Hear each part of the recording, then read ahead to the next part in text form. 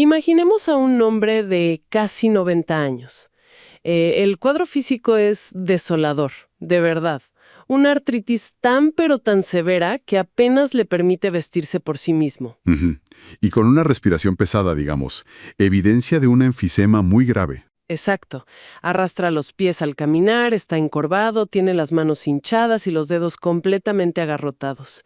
Físicamente es la imagen misma de la incapacidad. Sí, claro. Pero luego, con un esfuerzo tremendo, este hombre logra sentarse frente a un piano. Alza esas manos rígidas hacia el teclado y de repente ocurre algo que fractura cualquier explicación médica tradicional. Es que te vuela la cabeza.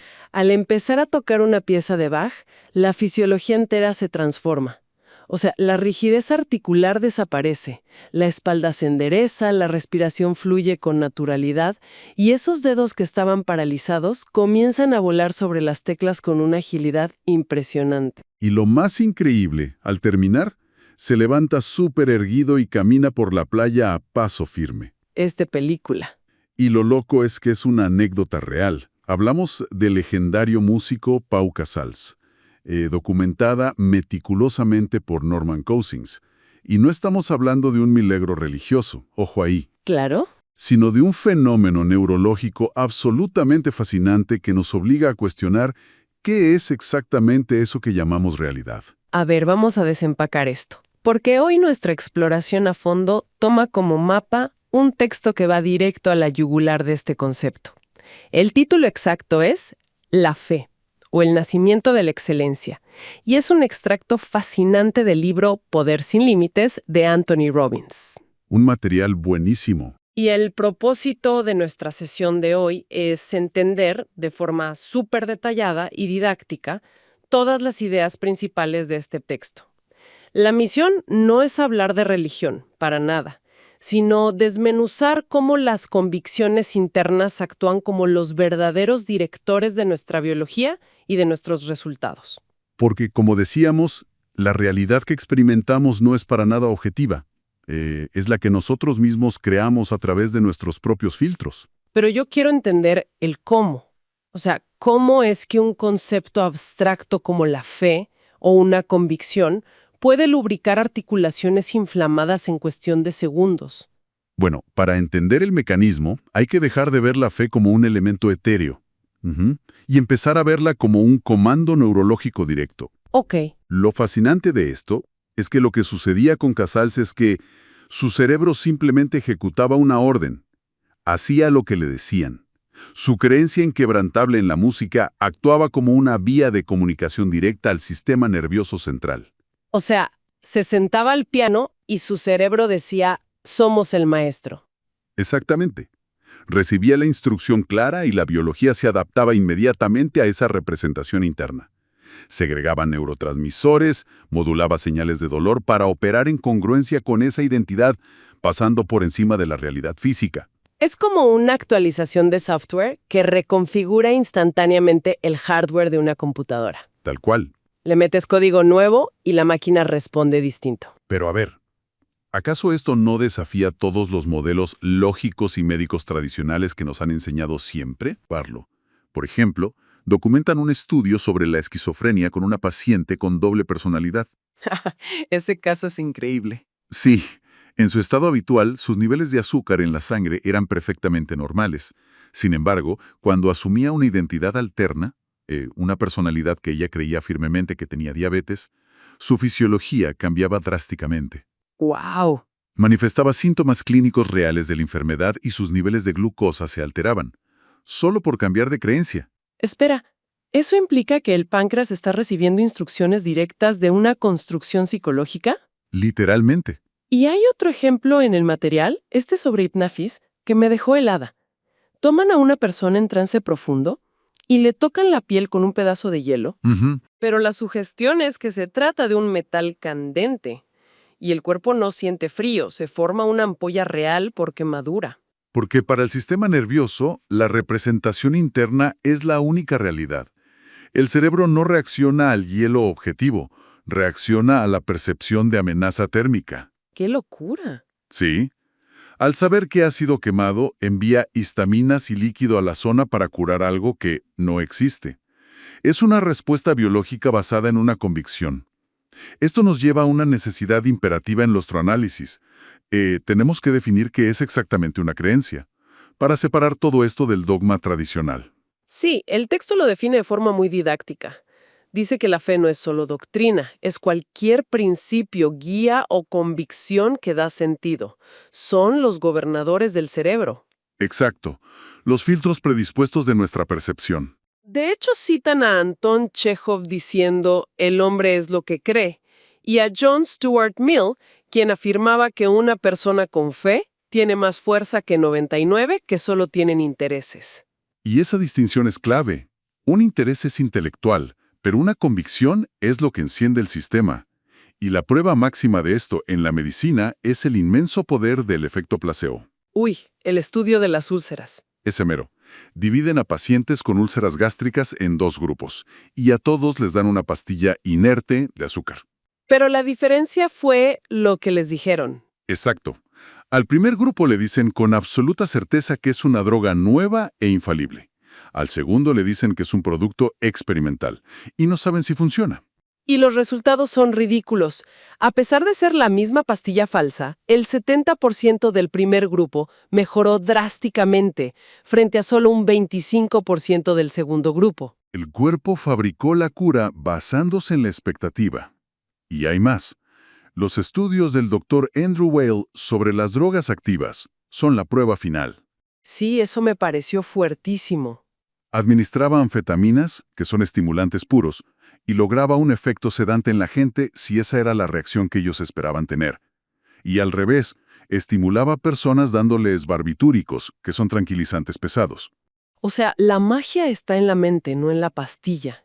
Pero a ver, aquí es donde se pone realmente interesante. A ver, dime. Si la fe es este gobernador absoluto del cerebro, ¿cómo diferenciamos entre una creencia empoderadora genuina y simplemente mentirnos a nosotros mismos ignorando la realidad?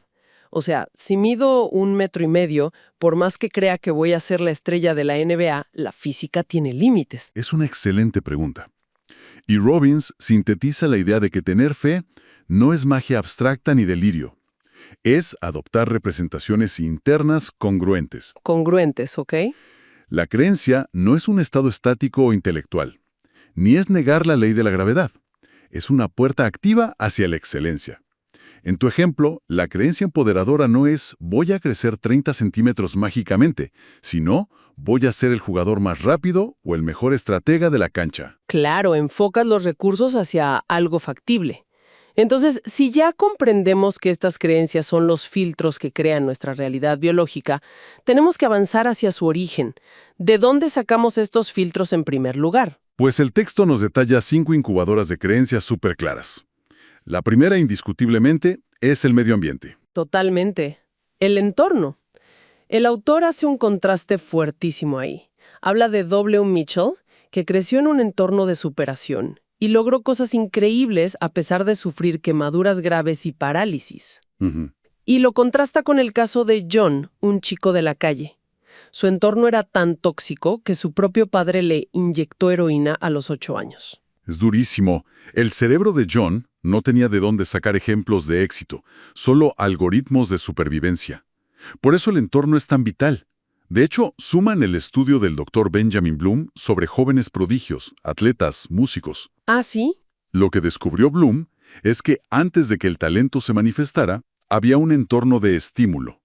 La creencia en sus posibilidades precedió al talento. El talento no es de nacimiento, se incuba. Tal cual. Ahora, la segunda incubadora son los acontecimientos. Un evento específico puede cambiarte el chip para siempre. Como algo inolvidable. El asesinato de JFK a nivel colectivo, por ejemplo. Exacto. O a nivel personal, relatan una anécdota del propio autor de Anthony Robbins. A los 13 años quería ser periodista deportivo y logró entrevistar a Howard Cosell, el comentarista más famoso de la época. Se coló entre los grandes. Sí, y el simple hecho de lograr esa entrevista a los 13 años cambió sus convicciones de por vida sobre lo que era posible alcanzar. Le demostró empíricamente que se podía. Pero, bueno, ¿qué pasa si el entorno es terrible? y no tienes la suerte de cruzarte con alguien como Howard Cosell.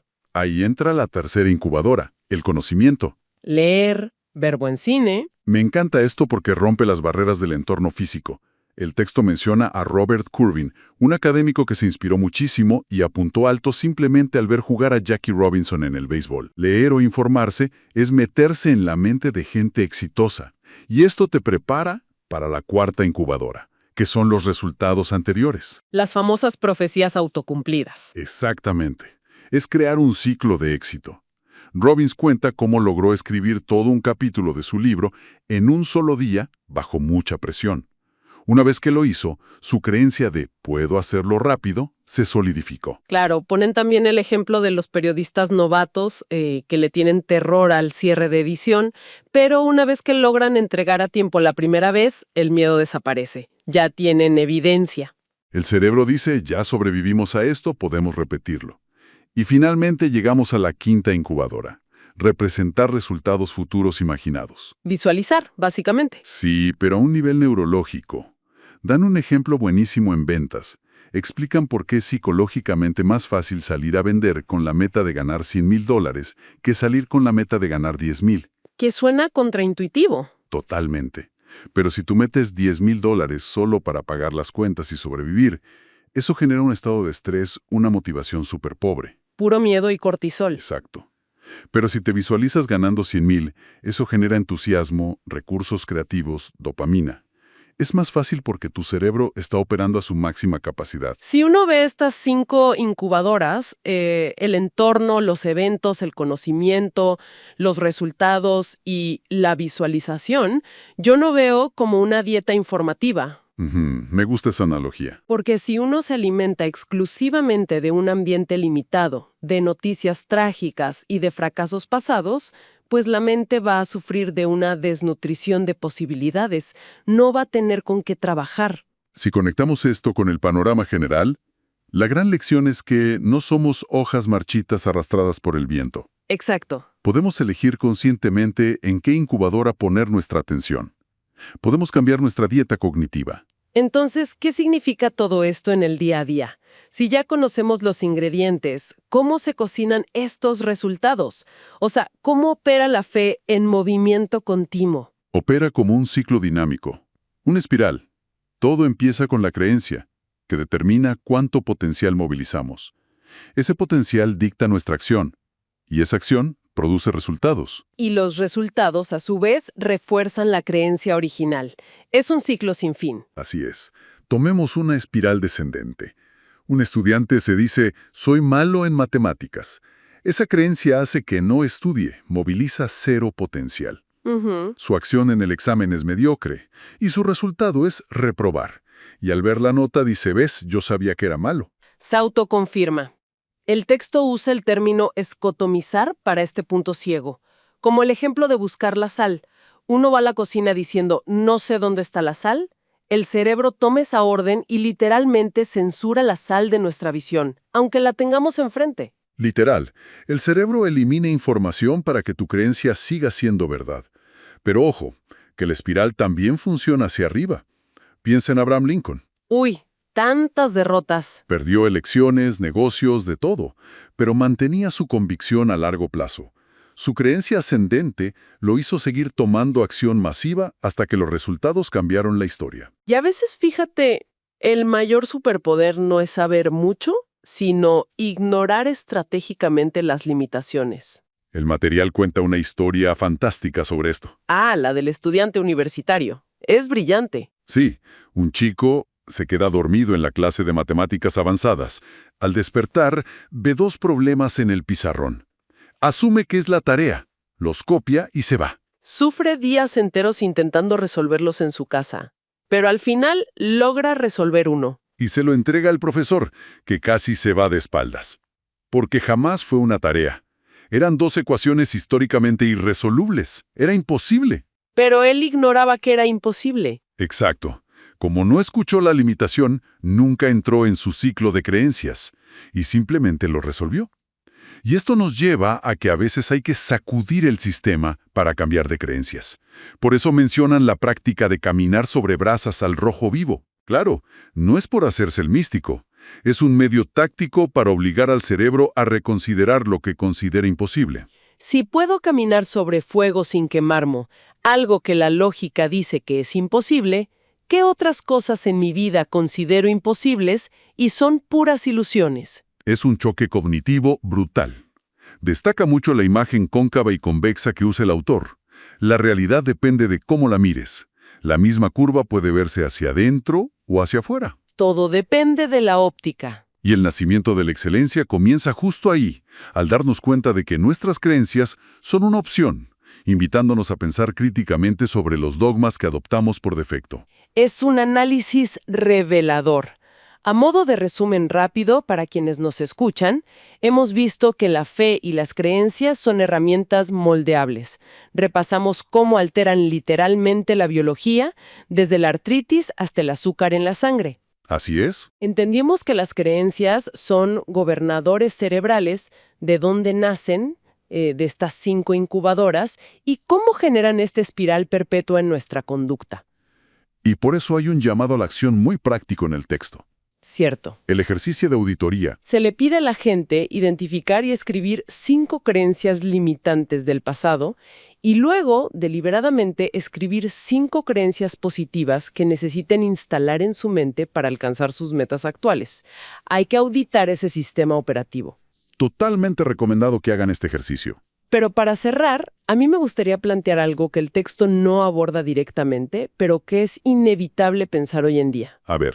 Si nuestras creencias internas moldean nuestra realidad de forma tan absoluta y se alimentan del entorno y de lo que consumimos, ¿qué está pasando en la era actual?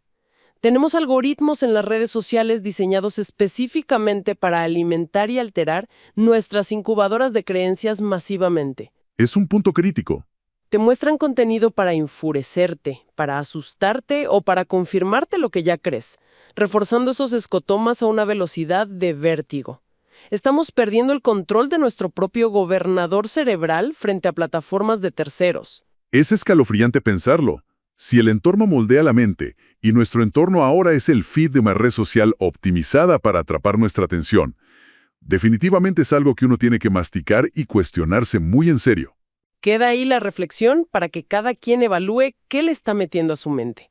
Hasta la próxima exploración a fondo. ¿Qué pasaría si el gran secreto para alcanzar la excelencia profesional y, bueno, personal también, no estuviera basado en buscar la verdad objetiva, sino en elegir, digamos, deliberadamente las mentiras correctas? Es una premisa fuerte. Es que te obliga a detenerte un momento. Porque el sentido común siempre nos dicta que para triunfar hay que ser súper realistas, analizar los datos fríos y buscar la verdad absoluta de lo que nos rodea. Claro, lo tangible. Exacto. Sin embargo, al sumergirnos en este análisis profundo de hoy, nos topamos con un concepto extraído de los textos de Anthony Robbins que, pues, le da la vuelta por completo a esa idea. Totalmente. Nuestra misión hoy es desarmar y entender de forma bien detallada y didáctica lo que él llama las 7 mentiras del éxito. Y es un punto de partida fascinante. De hecho, para anclarlo un poco, vale la pena recordar una cita del poeta inglés John Milton, que me parece que captura perfectamente esta dinámica. A ver, cuéntanos. Él decía algo como que la mente es su propio lugar, y en sí misma puede hacer un cielo de los infiernos, un infierno de los cielos. ¡Wow! ¡Qué profundo! Sí, y lo que Milton comprendió hace siglos, y lo que fundamenta este sistema de las 7 ideas de Robbins, es que el mundo en el que habitamos es, pues en última instancia, el mundo que hemos construido en nuestra cabeza. Claro. Nuestras creencias no son solo pensamientos pasivos por ahí flotando. O sea, son los filtros biológicos y psicológicos que le dicen a nuestro cerebro qué ignorar y a qué prestarle atención. Pero, a ver, hay que abordar el elefante en la habitación de inmediato. Porque la palabra mentiras suena fuerte. Sí, choca un poco. Pero contraintuitivo pedirles que basen su vida en mentiras, ¿no? ¿Por qué usar un término tan cargado y francamente negativo? Pues es el obstáculo conceptual más grande de toda esta exploración, la verdad, pero tiene un propósito muy, muy claro.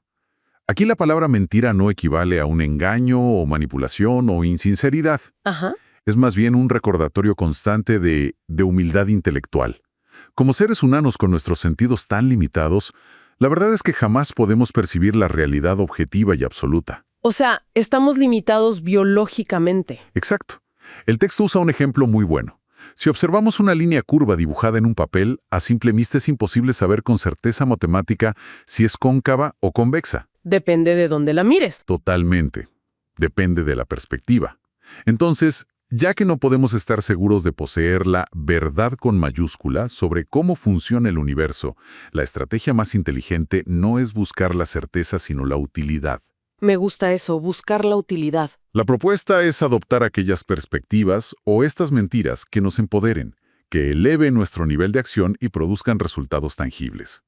Es un cambio de paradigma total. O sea, es aceptar que, puesto que de todas formas vamos a inventarnos una narrativa sobre lo que nos sucede en la vida, pues más vale elegir una narrativa que sirva de combustible. Exactamente. Y eso nos conecta directamente con la primera de estas elecciones deliberadas, que es la creencia de que todo ocurre por su motivo y razón y que todo puede servirnos. Así es. Esta primera creencia es, digamos, la herramienta definitiva para reconfigurar la realidad. Las personas que logran resultados fuera de serie comparten esta habilidad casi, no sé, asombrosa para buscar posibilidades positivas, incluso cuando el entorno les arroja pura adversidad. Pero ojo, no operan desde un optimismo ciego, ¿verdad? Para nada. Operan desde una búsqueda activa de utilidad. Creen genuinamente que dentro de cada problema enorme hay una semilla de beneficio que puede ser cosechada si se busca con la suficiente intensidad. Espera, quiero hacer de abogada del diablo aquí un segundo. Adelante. Porque decirle a alguien que acaba de, no sé, perder su empresa o que sufrió un accidente súper grave, que todo ocurre para su beneficio, suena increíblemente insensible. O sea, podría rozar en esa positividad tóxica de la que tanto se habla hoy en día en redes sociales. ¿Cómo evitamos caer en eso? Es una distinción súper importante. Mira, la positividad tóxica te exige estar feliz todo el tiempo y negar el dolor. Ajá. Esta creencia no niega el dolor, para nada. Simplemente dirige el enfoque hacia la reconstrucción. Pensemos en la historia de Marilyn Hamilton que se menciona en las fuentes. Ah, sí, el accidente. Sí, a los 29 años sufrió un accidente terrible practicando vuelo a vela. Cayó por un barranco y lamentablemente quedó paralizada de la cintura para abajo. ¡Qué tragedia! El dolor, el duelo, la devastación, todo eso era innegable y súper válido. Lo lógico y lo esperable a largo plazo hubiera sido, pues, enfocarse en la injusticia de la situación, en todas las puertas que se cerraron de golpe. Pero ella no se quedó en la pregunta de ¿por qué a mí? Exactamente. En lugar de cultivar el resentimiento, que hubiera sido la reacción más natural del mundo, ella canalizó esa energía hacia una, digamos, frustración productiva. Se dio cuenta de que la silla de ruedas que le asignaron era restrictiva, era súper pesada y parecía diseñada para limitar más que para liberar. Sí, como un ancla. Entonces cambió la pregunta. Se dijo, ¿quién está en mejor posición que yo para diseñar una silla mejor? Y se asoció con dos amigos que construían alas delta y ultraligeros. Claro, usando materiales súper ligeros. Exacto. Aplicaron esa tecnología a una silla de ruedas. Y el resultado fue la fundación de Motion Designs, una empresa que no solo revolucionó por completo la industria y mejoró la vida de miles de personas, sino que para 1984 ya estaba ganando el premio a la pequeña empresa del año en California. Una locura. Eso es buscar la utilidad de la que hablábamos. O sea, Marilyn Hamilton tomó el evento más devastador de su vida y decidió actuar bajo la mentira de que eso podía servirle para algo más grande. Y si uno realmente internaliza esa primera idea, si uno decide que todo tiene una utilidad latente, entonces la siguiente creencia lógica cae por su propio peso. La número 2. La número 2, que es, no hay fracasos, solo hay resultados. Si todo evento arroja un beneficio o una lección, entonces el concepto de fracasar literalmente desaparece de la ecuación. Porque la palabra fracaso siempre conlleva, no sé, un juicio de valor moral. Sentimos que si fallamos somos defectuosos de alguna forma. Sí, nos pegamos mucho. Pero si lo vemos simplemente como un resultado, le quitamos toda esa carga emocional que nos paraliza. Y si revisamos la historia, pues está llena de esta dinámica. Tomemos a Abraham Lincoln, por ejemplo. Uf, el mejor ejemplo. Su currículum antes de la presidencia es un catálogo de lo que el mundo llamaría desastres absolutos. O sea, negocios quebrados a los 31, derrotas legislativas a los 32, un colapso nervioso grave a los 36, Sí, sí. múltiples derrotas intentando llegar al Senado y a la vicepresidencia. Pasó casi 3 décadas enteras acumulando reveses públicos hasta llegar a la presidencia a los 60 años. Es increíble la resiliencia. Y también está el clásico ejemplo de Thomas Edison. El caso de Edison es el arquetipo de esta mentalidad. Cuando un periodista le preguntó cómo soportaba el peso anímico de haber fracasado casi 10,000 veces intentando crear la bombilla eléctrica... 10,000 veces, se dice fácil. Sí, imagínate. Y él respondió genuinamente sorprendido. Aclaró que no había fracasado ni una sola vez, que había descubierto miles de formas precisas de no hacer una bombilla. Qué buena forma de verlo. Para él, cada intento no era un golpe a su ego. Era la recolección de datos que lo acercaban, por simple eliminación, al diseño correcto. Esta forma de procesar los errores, fíjate, me hace pensar en una analogía muy cotidiana, como el sistema de navegación GPS que usamos para conducir. A ver, ¿cómo así? Si vamos manejando y debemos girar a la derecha, pero nos distraemos y seguimos de frente, el GPS no apaga la pantalla y se rinde. No te juzga. Exacto. No emite un sonido súper dramático ni dice, has fracasado como conductor, detén el auto. Simplemente lee los nuevos datos, detecta la posición actual y dice, recalculando ruta, toma el nuevo resultado y traza un camino diferente hacia el mismo destino, sin una sola gota de juicio emocional. Es una metáfora brillante, de verdad, porque ilustra una acción puramente mecánica y desprovista de culpa. Y se alinea a la perfección con la metáfora del timón que popularizó el pensador Buckminster Fuller. Ah, la del barco. Esa misma. Cuando un capitán gobierna un barco hacia un destino, la embarcación casi nunca va en una línea recta perfecta. O sea, el viento, las corrientes, el oleaje desvían el barco constantemente. Es inevitable. Y la labor del capitán es un proceso infinito de girar el timón, notar el resultado y corregir la trayectoria. El barco pasa la mayor parte del viaje estando técnicamente equivocado, por así decirlo, pero gracias a esas correcciones constantes llega exactamente a donde debía. Y esto aplica a cosas muy íntimas de la vida personal. Pensemos en alguien lidiando con el sobrepeso, que es un tema que suele generar muchísima frustración y sentimiento de derrota personal para mucha gente. Claro. Bajo este sistema de creencias, el sobrepeso no es una falla del carácter moral. Es lisa y llanamente un resultado. Significa que el sistema actual de hábitos y acciones ha tenido un éxito rotundo, un 100% de eficacia, en generar ese cuerpo físico en particular. Suena duro, pero es liberador. Sí, y si se desea un resultado distinto, como perder peso, la misión es simplemente ajustar el timón de las acciones, sin culpa. Y todo esto culmina en una pregunta súper provocativa del Dr. Robert Schuller que me parece que resume este punto de manera magistral. Él dice, ¿qué intentaríamos hacer si estuviéramos absolutamente seguros de que no podemos fallar? ¡Wow! Eso lo cambia todo. Sí, porque el miedo al fracaso es la barrera número 1 para el potencial humano.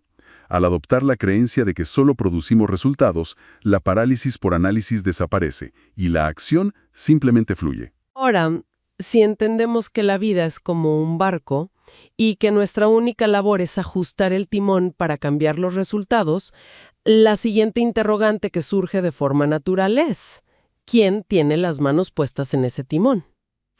La gran pregunta. ¿Quién tiene la culpa cuando las cosas salen mal? Lo cual nos adentra en la tercera creencia de este sistema: asumir la responsabilidad, pase lo que pase. Esta creencia es el rasgo definitorio de los grandes líderes.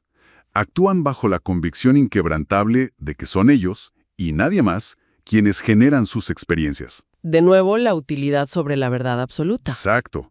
¿Por qué es esto 100% cierto en un nivel cósmico o universal? Probablemente no. Siempre hay externalidades incontrolables. Pero asumir que uno es el creador de su propia realidad es una postura increíblemente vigorizante. Quien se ve a sí mismo como víctima de las circunstancias, pues cede todo su poder. se rinde. Pero quien asume la responsabilidad total retiene en poder para cambiar la situación. El caso de John F. Kennedy es fascinante para ilustrar este peso de la responsabilidad en las fuentes. Estamos hablando del desastre de la Bahía de Cochinos. Uf, un momento histórico súper tenso. Una operación militar en Cuba que terminó en un fracaso monumental y francamente un bochorno internacional para Estados Unidos. Kennedy era un presidente recién llegado al cargo. Y el instinto político de supervivencia ahí dictaba señalar con el dedo a los asesores, a la inteligencia militar, a la administración anterior. No. Era la salida fácil. Esto fue una atrocidad, fue un desastre y asumo la responsabilidad absoluta. Y la paradoja es que al absorber toda la culpa de una derrota tan pública, la percepción nacional cambió por completo. Dejó de ser visto como un político joven y dubitativo y se consolidó como un líder con autoridad real. Porque el poder y la responsabilidad son dos caras de la misma moneda. O sea, no se puede tener uno sin el otro. Y lo interesante es cómo esto escala a situaciones del día a día de cualquiera de nosotros, como la comunicación interpersonal. A ver, dame un ejemplo cotidiano. Imaginemos que intentamos expresar una crítica constructiva o incluso empatía hacia un colega del trabajo, pero esa persona lo interpreta mal y reacciona a la defensiva, con hostilidad. La respuesta automática del ego es decir, a ver, yo fui amable. Si esa persona se enoja, es su problema. No me hago responsable de su reacción. Claro, es la postura más cómoda. Lavarse las manos y culpar al receptor del mensaje. Cómoda, sí, pero totalmente inútil. Si aplicamos esta tercera creencia, debemos internalizar un axioma fundamental de la programación neurolingüística que dice: el sentido de la comunicación es la reacción que uno obtiene. Qué fuerte eso. Sí, si asumes la responsabilidad absoluta de la interacción, comprendes que tus palabras, tu tono o hasta tu lenguaje corporal generaron ese resultado negativo. Y al aceptar esa responsabilidad, recuperas el control. Ya no eres la víctima del mal humor del otro. Exacto. Ahora tienes el poder de recalcular la ruta, de ajustar el mensaje hasta obtener el entendimiento y la conexión que realmente buscabas. Pero detengámonos ahí un momento. Porque si alguien decide vivir bajo esta premisa y asumir la responsabilidad absoluta de todo lo que ocurre en su vida, en su departamento o en su empresa, ¿no exige eso ser un experto en cada mínimo detalle técnico? Buena pregunta. O sea, si soy responsable de los resultados de todo, parece que necesito saber cómo funciona cada engranaje del mundo para no equivocarme jamás. Suena agotador. Suena agotador. Y es una trampa analítica muy común. Y por eso el sistema de Robbins es tan coherente, porque nos previene de ese agotamiento a través de la cuarta creencia. ¿Qué es? No es necesario entender de todo para poder servirse de todo. Hay un equilibrio sumamente delicado y clave entre el conocimiento exhaustivo y la eficacia práctica. Claro. Las personas de alto rendimiento son maestras en economizar tiempo y esfuerzo. Su habilidad radica en extraer la esencia operativa de una herramienta, de un concepto o un sistema, y ponerlo a funcionar sin abrumarse estudiando las complejidades internas que realmente no aportan a la ejecución. Es como el acto de encender la luz de una habitación. Yo no soy ingeniera eléctrica. No tengo la más mínima idea de cómo dibujar el diagrama de la red eléctrica de mi casa, ni entiendo la física cuántica detrás de cómo viajan los electrones por el cobre. ¿Ni hace falta? Exacto. Pero sé perfectamente que si presiono el interruptor en la pared, la habitación se ilumina. Entiendo lo estrictamente necesario para extraer el beneficio de la herramienta y lograr el resultado deseado. Y esa misma lógica aplica a imperios corporativos inmensos. Pensemos en los primeros días de Steve Jobs y Steve Wozniak construyendo Apple. Ajá. Sin duda, en las facultades de ingeniería de universidades como Stanford o Caltech, había decenas de investigadores que comprendían la arquitectura de circuitos y la informática a un nivel molecular, muy superior al de ellos. Eran eruditos de la tecnología. Sí, pero mientras los académicos se perdían en la teoría y en conocer el todo, Jobs y Wozniak fueron implacablemente eficaces al aplicar lo que sabían. Usaron su porción de conocimiento para ensamblar un producto comercializable que cambió el mundo. Fueron directamente a la aplicación práctica. Lo cual nos revela una verdad ineludible. Si aceptamos que no podemos ni necesitamos saberlo todo, pues se hace evidente que tenemos vacíos inmensos en nuestro conocimiento y habilidades. Naturalmente. Y la única forma de llenar esos vacíos es apoyándonos en otras personas. Es imposible alcanzar la grandeza en un vacío total. Esto nos guía hacia la parte más humana y colaborativa de este sistema. La quinta creencia afirma: nuestros mayores recursos son los recursos humanos. Esta idea me encanta porque desmantela por completo el mito romántico del lobo solitario que conquista el mundo sin ayuda de nadie. Los individuos verdaderamente sobresalientes no ven a las personas como peldaños o herramientas desechables. Para nada. Sostienen un respeto súper profundo por los demás. Saben que un éxito que no se comparte o que se construye sobre el resentimiento de un equipo es simplemente insostenible a largo plazo. Y la literatura empresarial lo ha demostrado exhaustivamente en estas fuentes. Sí, obras seminales como En busca de la excelencia o El ejecutivo al minuto llegan a la misma conclusión. Exacto. Antes es el contraste de las metodologías industriales. Ah, el caso de Japón. Sí, durante mucho tiempo se observó el modelo de las fábricas japonesas, donde obreros de la línea de ensamblaje y altos directivos comen en el mismo comedor, eliminando así esas barreras de clase corporativa y fomentando un propósito compartido de verdad. Todos remando para el mismo lado. Y también está el caso clásico de Hewlett Packard. A pesar de operar en la frontera de la alta tecnología, cuando se les preguntaba a sus fundadores por la clave de su dominio en el mercado, la verdad es que rara vez hablaban de microchips o patentes. ¿De qué hablaban? Atribuían su éxito a una filosofía inquebrantable de respeto absoluto por el individuo. Trataban a sus empleados como asociados, y esa seguridad psicológica generaba niveles de innovación que la competencia no podía superar. Es que generar ese entorno externo de colaboración es vital. Pero, y aquí hay un pero importante, el motor también necesita gasolina interna. Por muy buen equipo que se tenga, el camino hacia la excelencia está lleno de fricción diaria. Rutina, estrés. Exacto. ¿Qué evita que una persona se agote psicológicamente después de meses o años de esfuerzo sostenido? Ahí entra la sexta creencia, que actúa como combustible emocional. El trabajo es un juego. Uy. Es la búsqueda del alineamiento perfecto entre lo que uno hace y lo que a uno le fascina. Fíjate que hay un par de frases históricas muy reveladoras al respecto en el texto. Picasso decía: cuando trabajo, descanso. Lo que me fatiga es no hacer nada o recibir visitas. Muy de Picasso eso. Y Mark Twain sostenía que el secreto del éxito radica en convertir la vocación en vacación. Pero, a ver, hoy en día, en medio del siglo XXI, escuchar que el trabajo es un juego enciende muchas alarmas en la audiencia, Me imagino. porque suena a una apología directa a la cultura del agotamiento, a ese hustle culture tóxico de no tener vida propia y romantizar el ser un adicto al trabajo. Y es vital trazar una línea muy, muy gruesa aquí. La adicción al trabajo, el ser un workaholic en el sentido clínico, es operar desde la ansiedad, desde el miedo y la escasez. Es una obsesión donde la persona no siente placer, simplemente no puede detenerse porque su identidad entera colapsaría. O sea, sufren el trabajo. Lo sufren, sí. Por el contrario, para los grandes triunfadores, abordar el trabajo como un juego significa operar desde la curiosidad y el descubrimiento. Imaginemos a un niño construyendo algo con bloques. Puede pasar horas concentrado no porque alguien lo obligue o por miedo a fracasar, sino porque el proceso en sí mismo le genera dopamina, le genera fascinación. Entra en un estado de flujo. Exacto.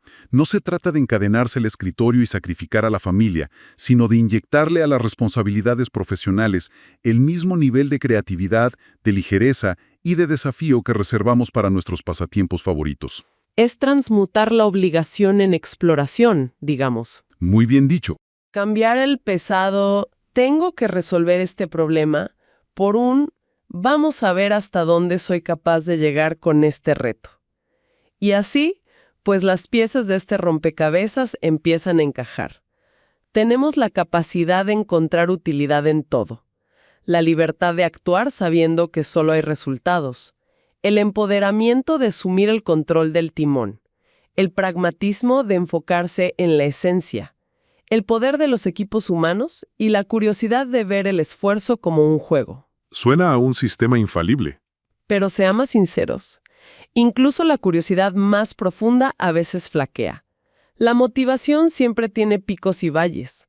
Entonces, ¿qué es lo que garantiza que todo este mecanismo se sostenga a través de los años cuando las cosas se ponen realmente difíciles? Eso nos revela el último ingrediente. La séptima creencia. La séptima.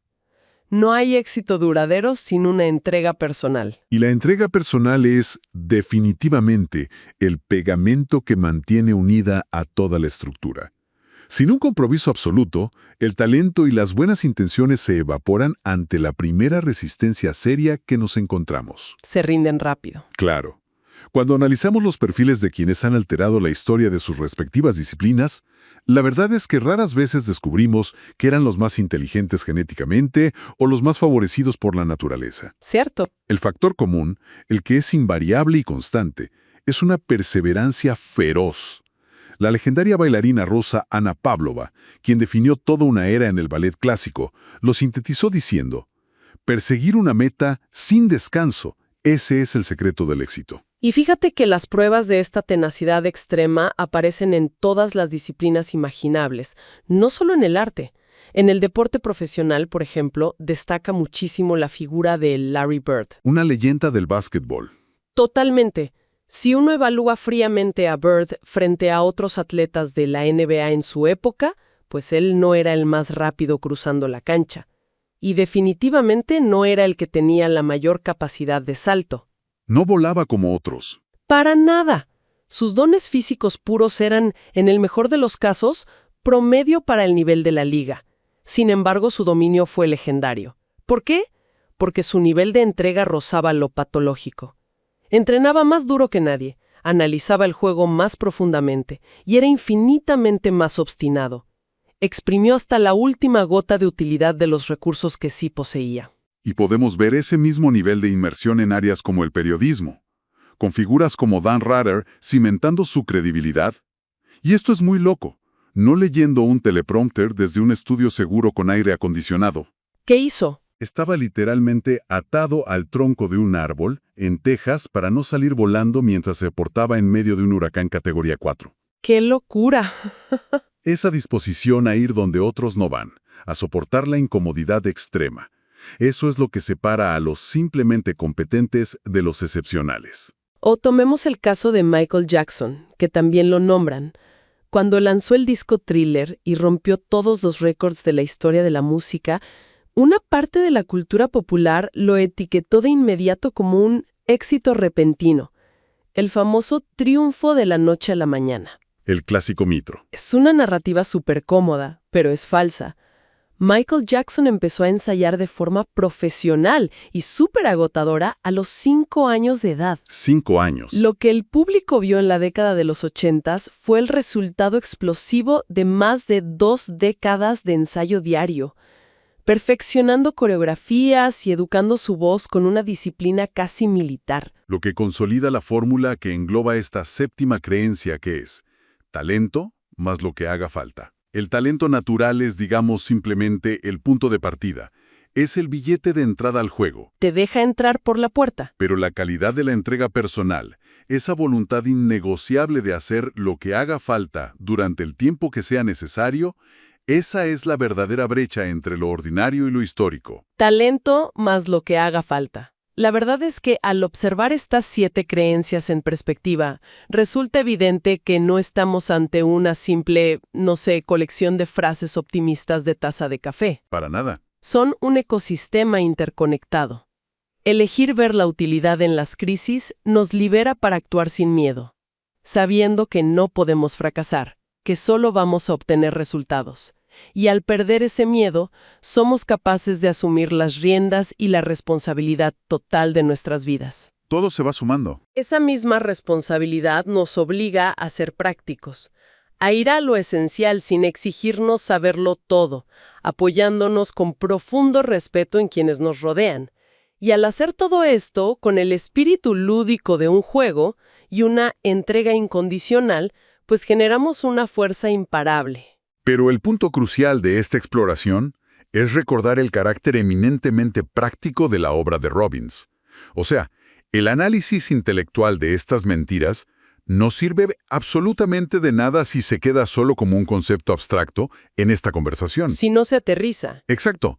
El conocimiento solo detona su poder cuando se aplica en el terreno, cuando se utiliza conscientemente para alterar nuestras reacciones y comportamientos de todos los días.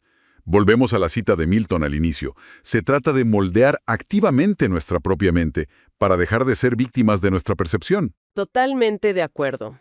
Y bueno, para poner un punto final a este análisis profundo, dejemos una idea flotando para la reflexión de quienes nos acompañan hoy.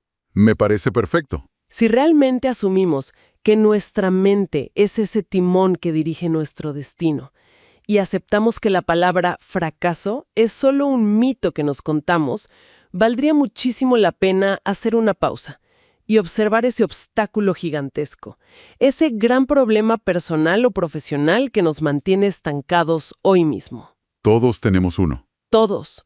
Valdría la pena preguntarnos, ¿qué creencia invisible, qué mentira autolimitante nos está convenciendo de que estamos frente a un muro de concreto impenetrable, cuando tal vez solo estamos ante un simple desvío en el mapa hacia un resultado extraordinario que aún no podemos ver? Una pregunta fundamental para replantear la ruta de cualquiera. Así es.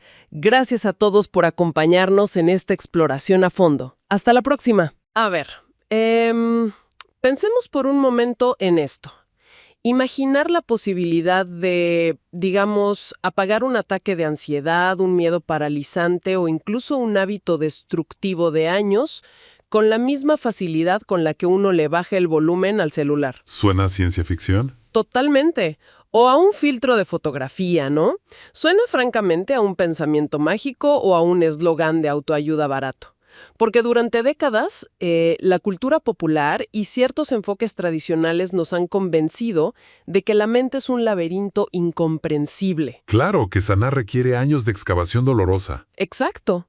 Pero, ¿qué pasaría si la neurología y la psicología práctica nos dijeran que nuestro cerebro tiene de hecho una sala de edición con controles súper precisos y que el único problema es que nadie nos entregó el manual de instrucciones? Bienvenidos a esta exploración a fondo. Es una excelente forma de plantearlo. Yo diría que la premisa de que el sufrimiento mental requiere procesos agónicos es precisamente lo que hoy vamos a cuestionar aquí. Ajá. La idea de que somos prisioneros de nuestra propia neurología está quedando obsoleta. Y lo que vamos a desgranar hoy es una de las herramientas más pragmáticas para tomar las riendas de ese sistema. Exacto. El núcleo de nuestra misión hoy es diseccionar un texto fascinante y sumamente directo titulado Dominar nuestra mente, cómo dirigir nuestro cerebro. Es un documento que no se anda con rodeos filosóficos. Para nada. Va directo a la mecánica de la experiencia humana. Sí, y me encanta que el autor arranca con una cita del empresario Henry Ford que creo que establece las reglas del juego para todo lo que vamos a discutir. La cita dice, no haya culpables, haya remedios. Esa cita de Ford no es un adorno. Es el pilar de un cambio de paradigma radical. A ver, explícanos por qué. Pues, para entender el peso de buscar remedios en lugar de culpables, tenemos que mirar cómo ha operado tradicionalmente mucha de la intervención emocional. Se ha usado casi siempre la metáfora del recipiente. El balde, digamos. Exacto. Se asume que la mente humana es como un balde. A lo largo de la vida, ese balde se va llenando con el agua turbia de traumas, frustraciones, miedos, dolores infantiles. Y llega un punto en que ya no cabe más. Así es. Cuando la persona ya no puede más, el balde se desborda en forma de depresión o ansiedad. Bajo ese modelo, la única forma lógica de curar a alguien es vaciar el balde. ¿Y cómo se vacía según ese modelo? Haciendo que la persona retroceda, reviva ese dolor intenso, lo verbalice una y otra vez para encontrar al culpable de ese trauma y purgarlo.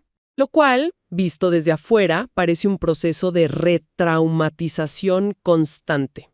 O sea, es como obligar a alguien a caminar sobre cristales rotos una y otra vez para entender por qué le duelen los pies. Agotador. Totalmente agotador.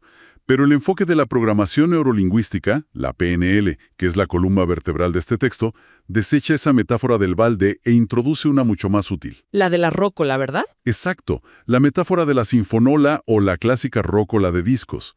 Nuestro cerebro no es un recipiente que acumula dolor, es un reproductor multimedia.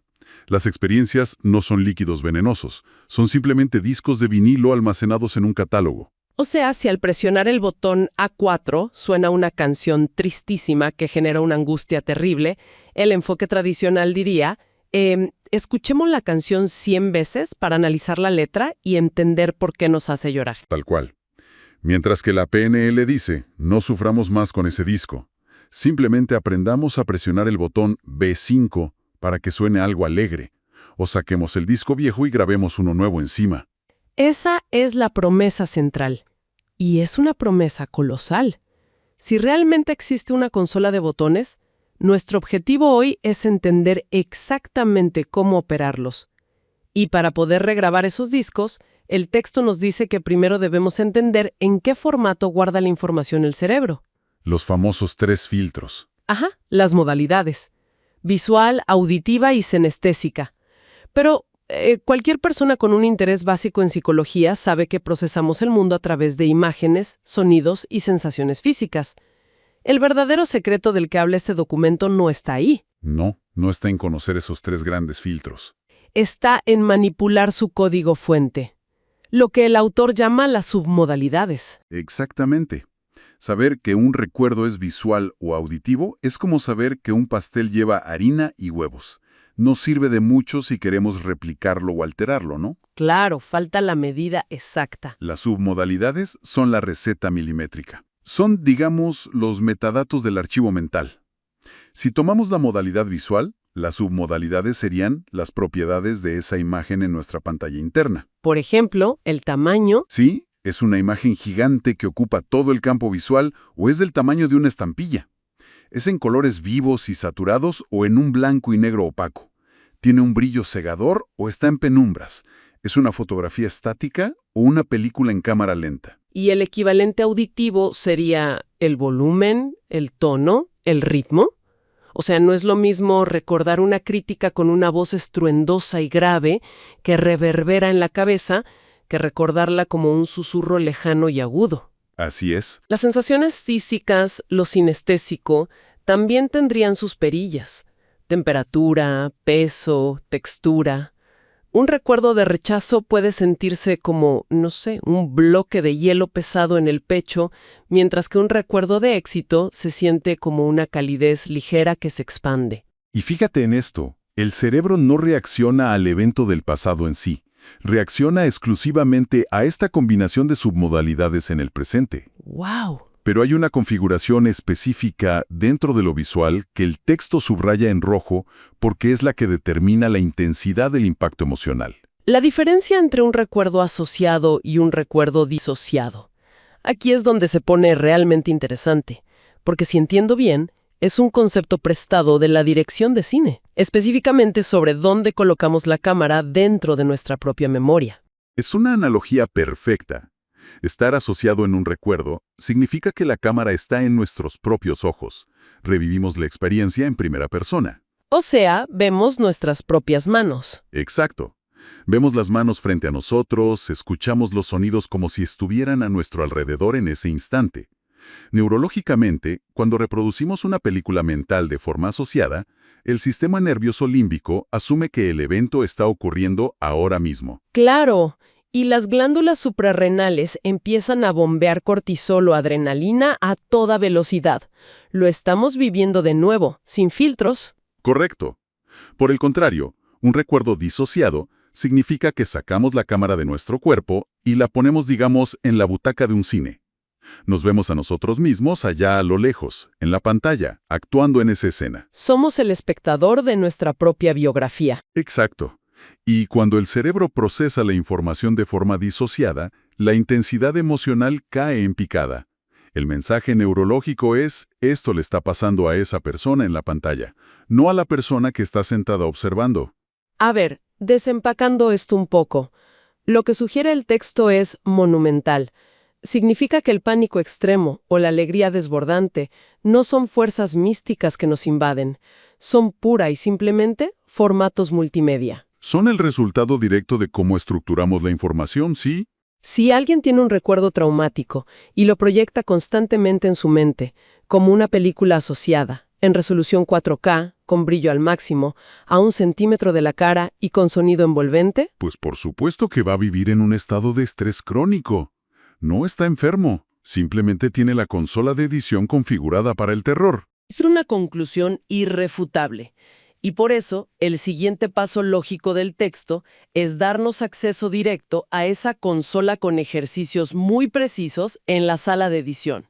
Alterar la biometría del cuerpo, cambiando la iluminación y el tamaño. Empezando por cómo desarmar las emociones negativas. Entremos de lleno a eso. El primer ejercicio que propone el texto es puramente visual.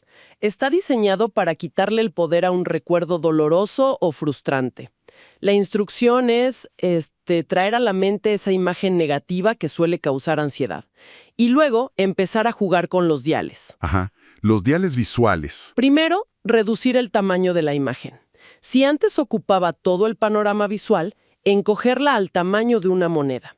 Después, quitarle todo el color y el brillo, dejándola en un tono gris oscuro y difuminado. Y el tercer paso es empujar esa pequeña imagen borrosa muy lejos en la distancia mental. Y aquí viene la parte que más me llamó la atención.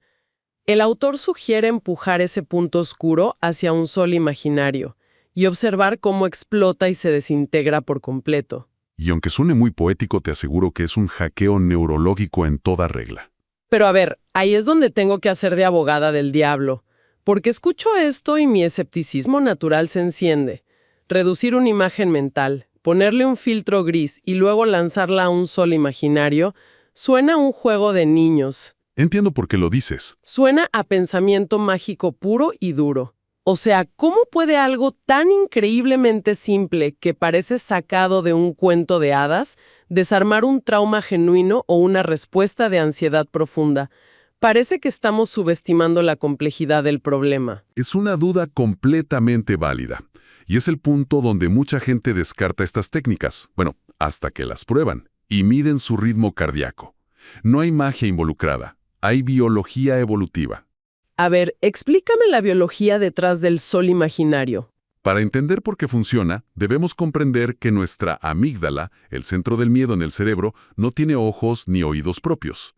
Cierto, depende de otras áreas. Depende al 100% de las señales que le envía la corteza visual. Si la corteza visual crea una imagen inmensa, brillante, en movimiento y acercándose rápidamente, la amígdala interpreta una amenaza gigante e inminente. Y dispara la ansiedad. Prepara el cuerpo para luchar o huir. Exacto.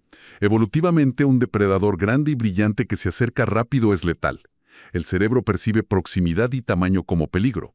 Claro. Pero ¿qué pasa cuando entramos conscientemente y manipulamos esa señal? Si tomamos esa imagen, la encogemos, la oscurecemos y la alejamos kilómetros de distancia, la amígdala recibe un reporte de estado completamente diferente. La señal ahora dice que hay algo ahí, pero es diminuto, estático y está lejísimos. Exactamente. La respuesta biológica automática es desactivar la alarma. El peligro ha pasado. Y al culminar desintegrando la imagen en ese sol imaginario, se corta por completo el flujo de esa representación. El cerebro ya no tiene un archivo estructural sobre el cual sostener el miedo. ¡Wow! Visto desde la mecánica del sistema nervioso, tiene todo el sentido del mundo. Es como cortar los cables de los altavoces. No importa cuánto subas el volumen en el estéreo, el sonido ya no sale. Tal cual. Tenemos repitiendo, no sé, vas a fracasar, no eres suficiente, todo saldrá mal. El abordaje auditivo sigue la misma lógica, ¿no? Exactamente la misma. Si la voz limitante es percibida como una voz autoritaria, profunda, que resuena dentro de la propia cabeza, su impacto es devastador. Estructuralmente exige obediencia y miedo. Sí. El ejercicio que se propone es localizar de dónde parece provenir esa voz dentro de la mente, y luego, literalmente, imaginar un dial de volumen y girarlo hacia abajo hasta que la voz sea un murmullo apenas audible. O aplicar la variante que me pareció aún más brillante y disruptiva, que es cambiarle por completo el tono y la cadencia. El texto sugiere tomar ese discurso interno aterrador y hacer que suene con una lentitud absurda, o ponerle un tono exageradamente seductor, o incluso darle la voz chillona de un dibujo animado ridículo como Mickey Mouse o el Pato Donald. Es fantástico. Y volvemos al punto anterior. Parece un chiste, pero la disonancia cognitiva que crea debe ser inmensa.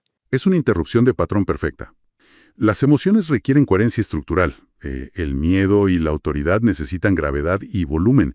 Si el cerebro procesa un mensaje que dice que el mundo se va a acabar, pero lo escucha con la voz aguda de un dibujo animado desafinado, el sistema límbico entra en cortocircuito. No sabe si asustarse o reírse. Exacto. Y la regla neurológica es que el cerebro no puede mantener un estado de terror severo si los estímulos que recibe son cómicamente incongruentes. Al alterar la envoltura acústica del mensaje, destruimos su credibilidad emocional. Bien.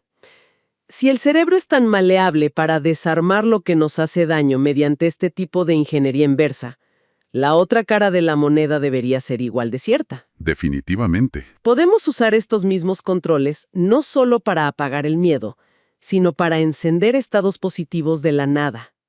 Porque una cosa es calmar la ansiedad y otra muy distinta es generar motivación frente a tareas cotidianas que nos dan una pereza paralizante. Pensemos en limpiar la casa o redactar un reporte corporativo interminable. Ese es, de hecho, uno de los usos más prácticos de estas herramientas. El texto aborda el letargo y la desmotivación no como defectos de carácter o falta de disciplina, sino como representaciones internas mal codificadas. Mal iluminadas. Sí, y propone una técnica llamada la pantalla dividida. El objetivo es clonar la estructura de la motivación de una área de la vida y pegarla en otra. Clonar la motivación. A ver, ¿cómo estructuramos esa pantalla dividida? Se divide en 3 fases.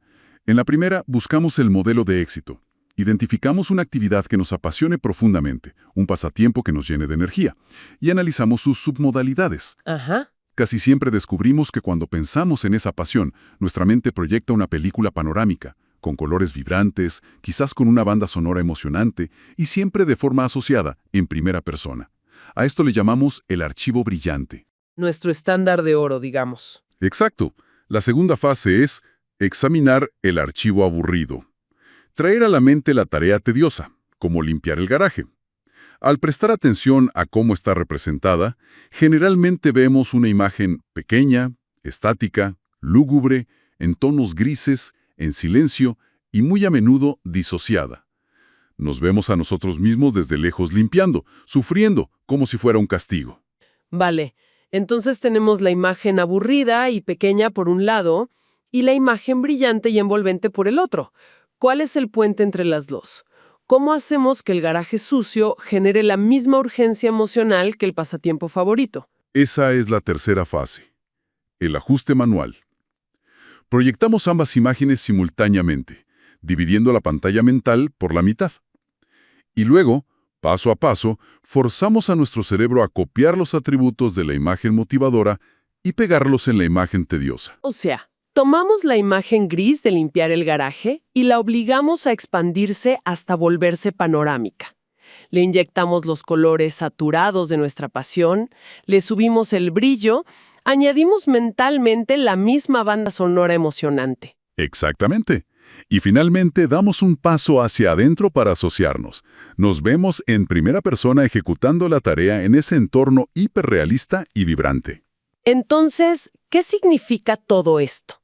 Implica que, a nivel neurológico, no existe algo que podamos catalogar como una tarea inherentemente aburrida.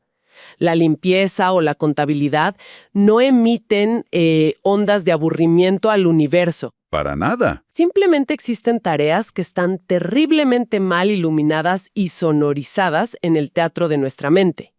El texto tiene un ejemplo maravilloso para ilustrar esto. El caso de la persona que odiaba comer uvas porque le provocaba repulsión su textura crujiente, pero que idolatraba el chocolate precisamente por su textura suave y reconfortante. Es un gran ejemplo. Al utilizar la pantalla dividida, esta persona logró imaginarse las uvas teniendo la misma consistencia aterciopelada y cálida del chocolate. Al copiar esas submodalidades senestésicas, el cerebro cambió la etiqueta del producto.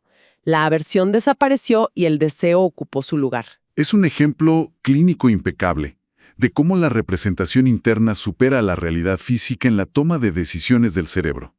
Si cambiamos cómo codificamos la experiencia, cambiamos el comportamiento de forma fluida y, muy importante, sin usar la fuerza de voluntad. Ahora, modificar una imagen de forma analítica, ajustando perillas y pantallas divididas, funciona perfecto cuando tenemos el tiempo de sentarnos, cerrar los ojos y reflexionar.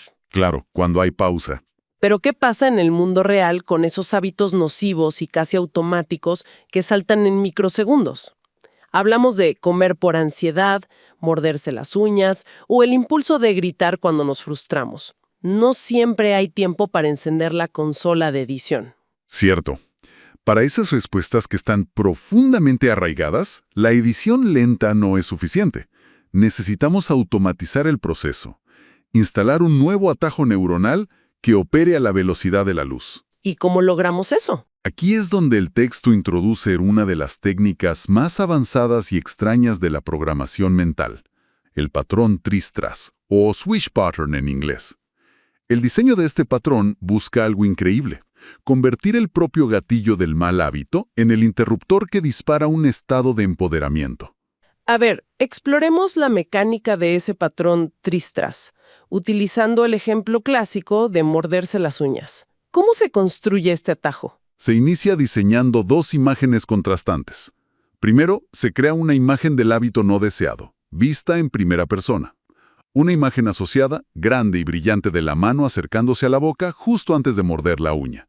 Esta es la señal de alarma antigua. Ok, la imagen del problema. Segundo, se crea una imagen completamente distinta. Una visualización del yo ideal, una versión evolucionada de nosotros mismos que ya ha superado el problema. Se la imagina irradiando seguridad, elegancia, tal vez con las manos perfectas descansando tranquilamente. Ajá. Esta imagen debe ser disociada, o sea, nos vemos a nosotros mismos desde fuera, y al principio la imaginamos pequeñita y oscura, ubicada en la esquina inferior derecha del panorama visual. Tenemos entonces la imagen enorme del mal hábito y, arrinconada, la imagen pequeña del yo ideal. Y entonces viene la ejecución del patrón Tristras. La instrucción es que, en una fracción de segundo, debemos hacer que esa pequeña imagen oscura del yo ideal explote en tamaño y brillo, expandiéndose con tanta violencia que literalmente atraviese y destroce la imagen vieja del mal hábito. ¡Wow! ¿Como una explosión mental? Exacto. La imagen ideal debe ocupar todo el espacio visual con un brillo cegador. Y mientras se realice este choque visual rapidísimo, se debe exclamar mentalmente con muchísima intensidad una palabra disruptiva como zumba.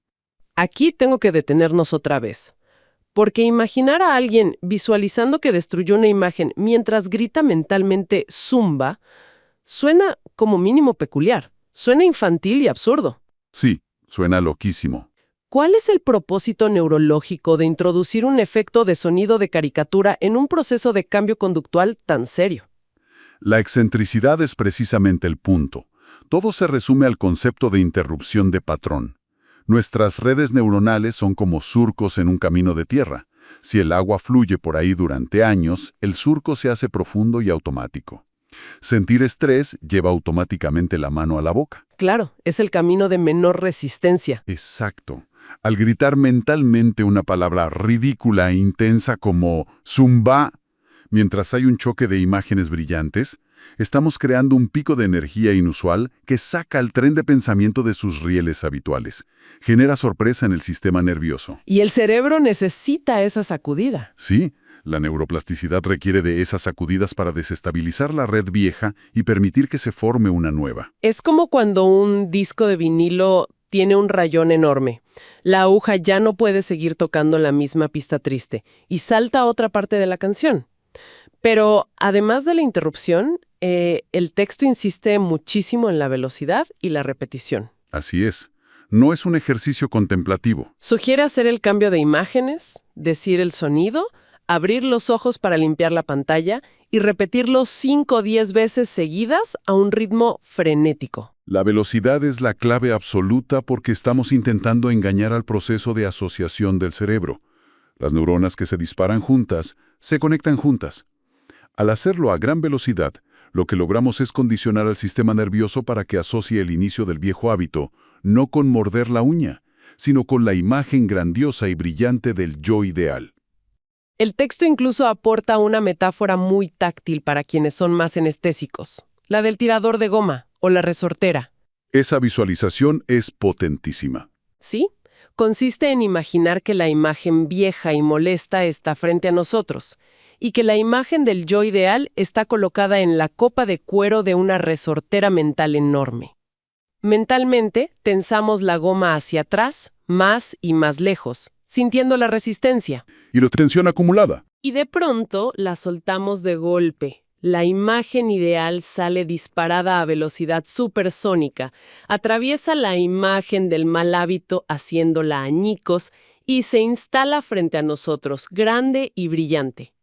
El impacto de esta visualización hiperrápida reprograma la ruta. Ya no le resulta atractivo el viejo hábito, porque la nueva ruta, la del empoderamiento, es mucho más brillante y magnética. Si alejamos la cámara de estas técnicas puntuales y conectamos todo esto con el panorama general, la conclusión a la que nos lleva este texto es asombrosa y profundamente liberadora. Definitivamente. La depresión constante, el letargo crónico, la falta de motivación o las fobias que nos limitan, el argumento central es que no son características inherentes a nuestra identidad. No somos personas rotas por defecto. Estos estados son simplemente procesos. Son la consecuencia lógica de reproducir constantemente secuencias de imágenes equivocadas, con volúmenes de sonido perjudiciales y actos físicos limitantes. Cambiando la estructura cambia el resultado. Esa es la regla inquebrantable. Si alteras la estructura de cualquier proceso, el resultado final tiene que cambiar de forma inevitable. Este abordaje nos libera del mito de que el crecimiento personal o la sanación psicológica deben ser, caminos de espinas, lentos y llenos de angustia constante. Ajá. El cerebro humano opera mediante saltos cuánticos de comprensión y adaptación. Es una máquina de aprendizaje rápido. Si se le proporcionan las señales correctas a través del manejo consciente de sus modalidades y submodalidades, puede generar un nuevo estado de abundancia en cuestión de minutos. Es, en esencia, recuperar la propiedad absoluta de nuestra consola de mandos.